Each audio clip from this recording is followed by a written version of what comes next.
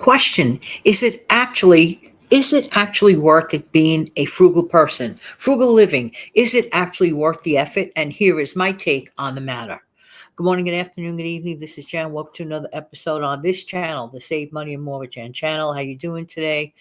You know, a lot of people confuse frugality with a few things. They call it cheap living, like in a negative way. They call it restricting. Not really. Clear up the confusion. I have found more ways of living a more open, choice filled lifestyle because I am frugal. I practically give you my take in one sentence.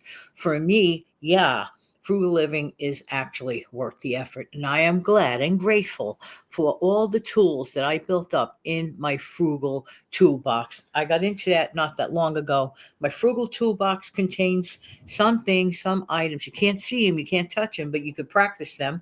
One is using common sense. Common sense, like for example, if you spend more money than you actually earn, if you spend more money that is actually your income, because not every income is earned income. If you spend beyond your means, let me ask you a question. How is that going to end good? Because you're already in a minus situation. Spending money that you don't have, spending money you didn't even earn yet. Oh my word, that is just not good. Living within, or actually even better still below your means, you're always going to come out what? Ahead of the game. Now, I'm not saying that it's easy, and I'm not saying that all this practice comes from overnight. I'm not saying that. Okay, because I'm the first one to tell you I wasn't born frugally. No one's born frugally. It's not like it's part of your DNA or anything like that. But I had a tendency when I was a young person to enjoy mindless spending. I'm not going to lie, it's the truth. So becoming frugal was a practice that I have honed over the years. I'm just grateful that I caught my mistake when I was fairly younger. Okay.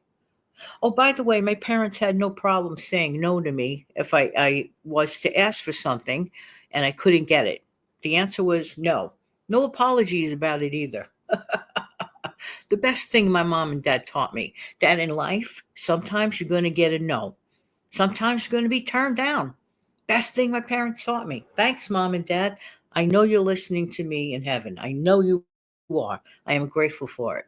The other thing I'm grateful for, and again, an attitude of gratitude is a great thing. I'm grateful for the work ethic my parents taught me. My parents and my amazing teachers. Yes, sisters and teachers that I had growing up. Work ethic.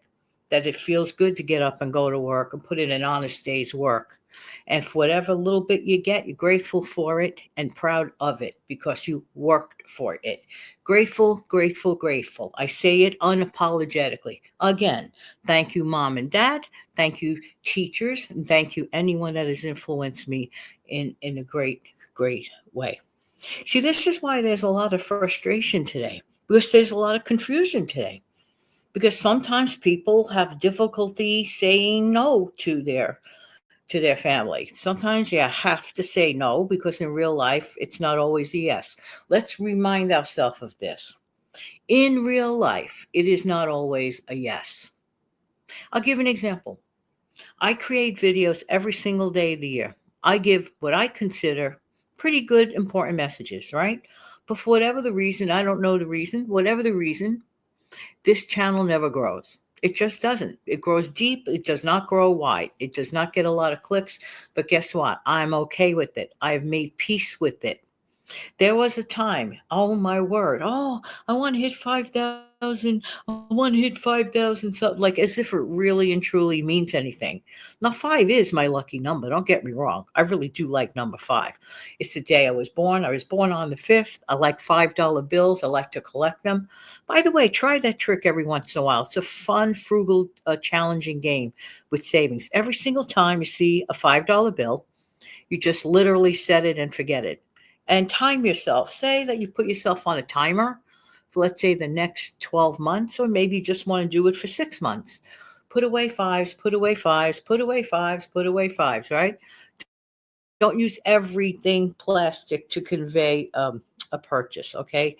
Have use real money and have them give you back some change in fives and literally put the fives away. You will be shocked and pleasantly amazed how fast they accumulate. Okay.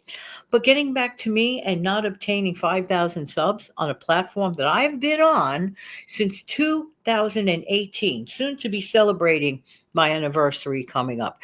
2018. My anniversary is on July 22nd. There will be a show acknowledging it. I do one every year. It's a fun thing to do.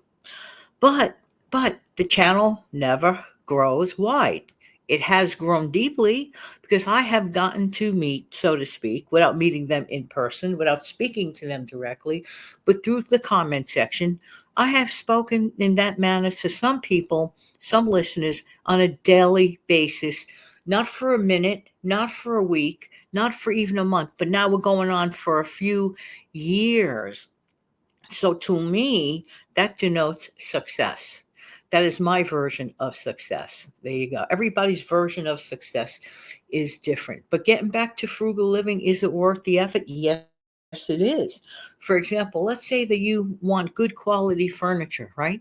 But your pocketbook does not say that, well, you could get it at the moment, brand new. So you don't sell for brand new. You sell for brand new for you. If it was pre-owned and in good condition, go to the thrift store. And then what you do, of course, is you get good quality, very well made furniture with lasting power. Except you're getting it on the cheap. Is there anything wrong with that? No, but there is something wrong with, in my honest opinion, renting furniture. Renting furniture to me is never a good thing because you're going to come out behind the game, the high interest. It's just get, I rather own something outright from the thrift store and I'm done with the purchase. This is the way I think. Again, frugal toolbox, right? The same thing goes for a car. I rather buy an older car that works, is functional, is safe, pay for it outright, than have to worry about what? Making car payments. Oh my gosh, there are some car payments today that go on for like a gazillion months. No, no, no, no, no, no, no, no, no. I wouldn't want to be straddled with anything like that. Certainly, you would not want to be straddled with anything like that. Am I right or am I right? So, frugal living, is it worth the effort? What do you think I feel? How do you think I feel about that? Of course, I'm feeling, yeah. And heck yes. Let me know in the comments section below. How do you feel? Do you feel that frugal living is an afterthought? Now, some people use frugal living as just a normal part of their everyday life, like I do. But then there are some people that had to learn the really, really hard way and just like go into frugal living tips because, well, I don't know, maybe they lost a job, sudden income loss, whatever. And then they right away check out frugal living tips and it helps them out. And it's a great way to learn. But when you say that while things are quieter, when you think that while things are quieter, to just get into the practice and get into the mode of frugal living beforehand or as a preventative measure would be the best bet. These are a lot of things to consider. However, they are all very, very important. So, frugal living, is it worth the effort? Heck yes. And this was my take on the matter. Let me know in the comment section below what your take on the matter is. Have a great day, everybody. Don't forget to click like, share, and subscribe to the channel. Super thanks. You're always welcome. Thank you.